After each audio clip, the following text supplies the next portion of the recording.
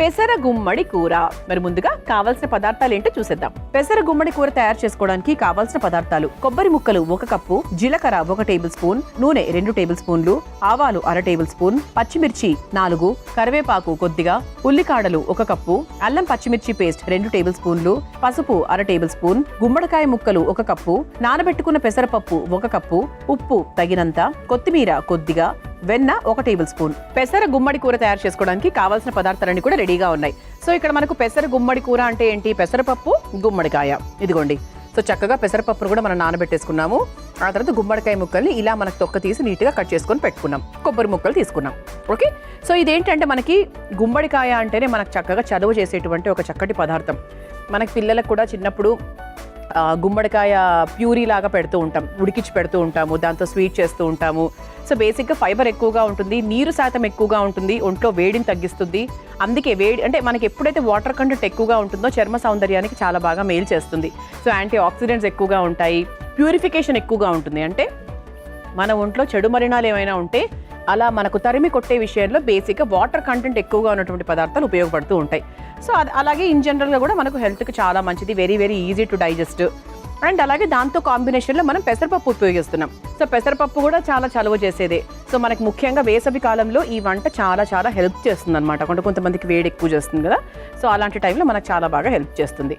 So ఇప్పుడు first మనం ఏం చేయాలి అంటే ఈ వంటకు సంబంధించి ఇదిగోండి, ఇలా మన కొబ్బరి ముక్కల్ని ఈ విధంగా కట్ చేసుకొని పెట్టుకున్నాం. దీంట్లో మనం కాస్త జీలకర్ర వేసుకుందాం. దీన్ని మనం ఎటువంటి నీళ్ళు అవసరం లేకుండా, బికాస్ కొబ్బరిలోనే కాస్త నీరు శాతం ఉంటుంది కాబట్టి, సో నీట్గా చక్కగా ఒక పేస్ట్ లాగా తయారు చేసుకుందాం. పొడి పొడిగా పేస్ట్గా, మరీ ఇట్లా నున్నటి పేస్ట్ కాదు, వాటర్ పోయకుండా మీకు ఎంతవరకు పేస్ట్ కన్సిస్టెన్సీ వస్తుందో అంతవరకు మనం చేసుకోవాలి. అండ్ అదొక్కటి మనం ఫస్ట్ ప్రాసెస్ చేసుకున్నాము అంటే ఇక మిగతా వంట అంతా కూడా నీట్గా వెళ్ళిపోవచ్చు అనమాట. ముందుగా పేస్ట్ చేసుకొని తీసుకొచ్చేస్తాను. ఇదిగోండి, ఇలా మనకి చక్కగా సాధ్యమైనంత వరకు పొడి పొడిగా మనము కొబ్బరిని రెడీ చేసేసుకున్నాము. సో ఇప్పుడు ఏం చేయాలంటే మెయిన్ ప్రాసెస్ అనమాట. So first stove వెలిగించేసుకుందాం.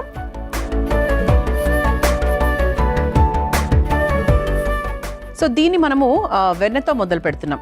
Okay. So కొంచెం స్పెషల్గా, రొటీన్గా కాకుండా కొంచెం రొటీన్కి భిన్నంగా అనమాట. సో ఒకవేళ మీ ఇంట్లో అఫ్కోర్స్ వెన్న ఉంటుంది సాధారణంగా, లేదు అంటే నెయ్యితో కూడా చేసుకోవచ్చు, లేదు అంటే నూనెతో కూడా చేసుకోవచ్చు, లేకపోతే వెన్న అలాగే నూనె కూడా మిక్స్ చేసుకోవచ్చు, అట్లా కూడా బాగుంటుంది. సో మనం అలాగే చేద్దాం. సో కాస్త వెన్న అలాగే కాస్త నూనె.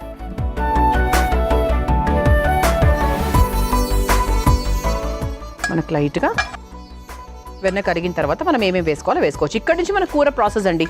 సో ఇదొక్కటి మీరు జాగ్రత్తగా గమనించుకుంటే ప్రాసెస్ ఎలా ఉంది ఏంటి, ఎంత టైం టేకింగ్, మీరు మామూలుగా పొద్దున బిజీ షెడ్యూల్స్లో చేసుకోవచ్చా? 100% చేసుకోవచ్చు. కాకపోతే మీరు లేచిన వెంటనే పెసరపప్పు నానబెట్టేసేయండి.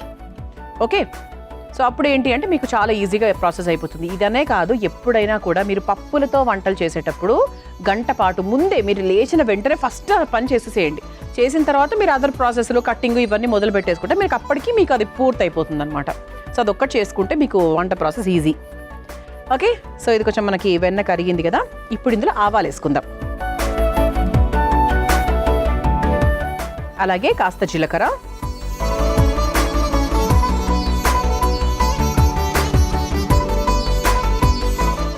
సో ఆవాలు జీలకర్ర కొంచెం మనం వేయించేసుకున్నాం కదా. ఇందులో కాస్త పసుపు వేసుకుందాం. సో ఇది మనకి వెన్న వేసాం కదా, అందుకే మనకు బుడగలుగా వస్తుంది. సో ఆ తర్వాత సన్నగా పొడవుగా తరుక్కున్న పచ్చిమిరపకాయలు, అలాగే అల్లము పచ్చిమిర్చి పేస్ట్ కూడా వేస్తున్నాం పచ్చిమిరపకాయలతో పాటు. అంటే గుమ్మడి మనకు కొంచెం తీపి వస్తుంది, సో అందుకు కొంచెం కారం వేసుకోవాలి.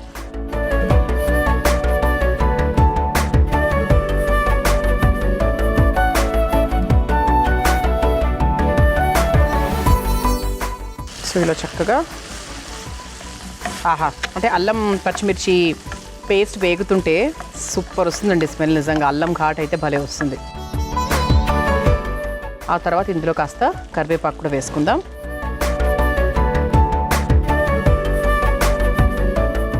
ఇది కొంచెం మనకు లైట్గా వేగిన తర్వాత మనం సాధారణంగా అంటే ఉల్లికాడలు వేస్తూ ఉంటాము. సో మీరు ఇంట్లో చక్కగా ఉల్లిపాయ ముక్కలు అది కూడా వేసేసుకోవచ్చు అనమాట. సో 1 కప్పు సన్నగా తరుక్కున్న ఉల్లికాడలు,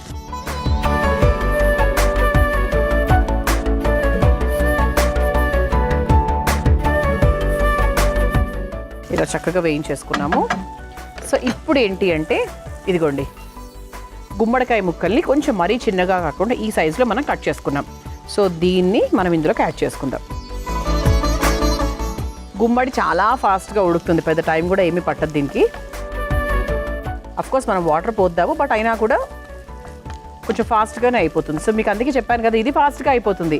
సో మీరు పెసరపప్పు నానబెట్టుకుంటే వంట కూడా చాలా ఫాస్ట్గా అయిపోతుంది.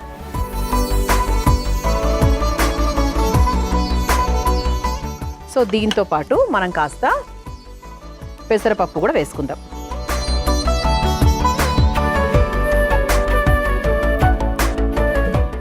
సో ఇది పూర్తిగా మ్యాష్ అవ్వనక్కర్లేదు, పొంగల్లాగా కొంచెం పప్పులు పప్పులుగా ఉన్నా కూడా బాగుంటుంది. బికాస్ మాకు తెలుసు కదా, మామూలుగా తోటకూర పెసరపప్పు అలా మనం చేసుకుంటాం కదా, సో ఆ స్టైల్లో ఉంటుందన్నమాట. సో మనకు పూర్తిగా ఇలా మ్యాష్ అయిపోయి పప్పులాగా అవ్వాల్సిన అవసరం కూడా లేదు.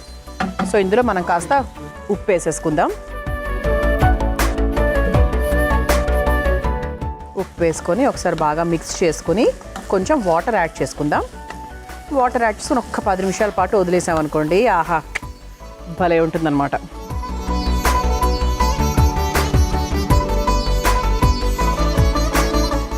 మీడియం ఫ్లేమ్లో పెట్టుకోవాలి, మరీ సిమ్లో పెట్టుకోవద్దు. మీడియం ఫ్లేమ్లో పెట్టుకుంటే మనకి ప్రాసెస్ అనేది చాలా ఫాస్ట్గా అయిపోతుంది. మనము పెసరపప్పు వేసుకున్నాము, గుమ్మడికాయ ముక్కల్ని వేసుకున్నాము, కాస్త నీళ్లు పోసుకొని చక్కగా 5 నుంచి 8 నిమిషాల వరకు ఉడికిచ్చేసాం. చూసారా, చక్కగా మనకి గుమ్మడి ముక్కలు కూడా ఉడికిపోయింది. మనం ముందుగా తయారు చేసుకొని పెట్టుకున్నాం కదా కొబ్బరి ముక్కలు, అలాగే జీలకర్ర. సో ఈ మిశ్రమాన్ని కూడా చక్కగా ఇందులో వేసేసుకుందాం. ఎంత ఎక్కువ వేసుకుంటే మనకంత రుచి.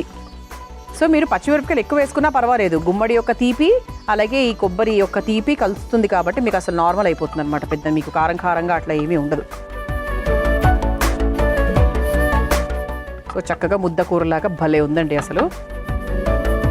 సో ఇప్పుడు దీంట్లో చివరిగా కాస్త కొత్తిమీర వేసేసుకొని స్టవ్ ఆఫ్ చేసేసుకోవచ్చు.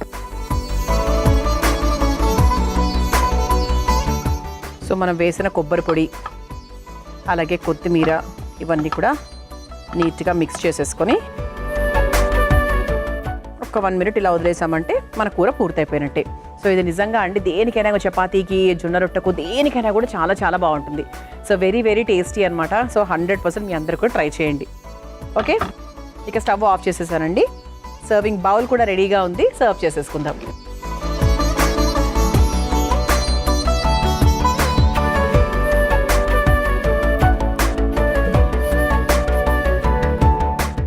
ఓవరాల్గా మనకు ఒక ముద్ద కూర లాగా వస్తుంది, ఎందుకంటే మన కొబ్బరి పొడి వేయడం వల్ల. అసలు కొబ్బరి పొడి వేసితే మనకు ఈ కన్సిస్టెన్సీలో అసలు కూర టేస్ట్ ఎంత బాగుంటుందో అసలు మామూలుగా ఉండదండి.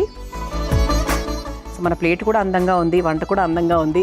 సో పెసరి గుమ్మడి కూర సో మీరు తయారు చేసుకోవాలనుకుంటే కావాల్సిన పదార్థాలు, తయారు చేసుకునే విధానం మరొకసారి చూసేయండి. పెసరి గుమ్మడి కూర తయారు చేసుకోవడానికి కావాల్సిన పదార్థాలు: కొబ్బరి ముక్కలు 1 కప్పు, జీలకర్ర 1 టేబుల్ స్పూన్, నూనె 2 టేబుల్ స్పూన్లు, ఆవాలు 1/2 టేబుల్ స్పూన్, పచ్చిమిర్చి 4, కరివేపాకు కొద్దిగా, ఉల్లికాడలు 1 కప్పు, అల్లం పచ్చిమిర్చి పేస్ట్ 2 టేబుల్ స్పూన్లు, పసుపు 1/2 టేబుల్ స్పూన్, గుమ్మడికాయ ముక్కలు 1 కప్పు, నానబెట్టుకున్న పెసరపప్పు 1 కప్పు, ఉప్పు తగినంత, కొత్తిమీర కొద్దిగా, వెన్న 1 టేబుల్ స్పూన్. పెసర గుమ్మడి కూర తయారు చేసుకునే విధానం: ముందుగా కొబ్బరి ముక్కల బౌల్లో కాస్త జీలకర్ర వేసి మెత్తగా పొడి చేసుకోవాలి. తర్వాత స్టవ్ వెలిగించి బాండీలో కాస్త వెన్న, నూనెను కూడా వేసి కరిగిన తర్వాత ఆవాలు, జీలకర్ర, పసుపు, పచ్చిమిర్చి, అల్లం పచ్చిమిర్చి పేస్ట్, కరివేపాకు, ఉల్లికాడలు వేసి వేయించుకోవాలి. తర్వాత గుమ్మడికాయ ముక్కలు, నానబెట్టుకున్న పెసరపప్పు, సరిపడా ఉప్పు, నీళ్లు పోసి మెత్తగా అయ్యేంత వరకు మగ్గించుకోవాలి. చివరిగా మిక్సీ పట్టుకున్న కొబ్బరి పొడి, కొత్తిమీరను కూడా వేసి కలిపి 2 నిమిషాల పాటు మగ్గించుకొని ఒక సర్వింగ్ బౌల్లోకి తీసుకుని సర్వ్ చేసుకుంటే ఎంతో రుచికరమైన పెసర గుమ్మడి కూర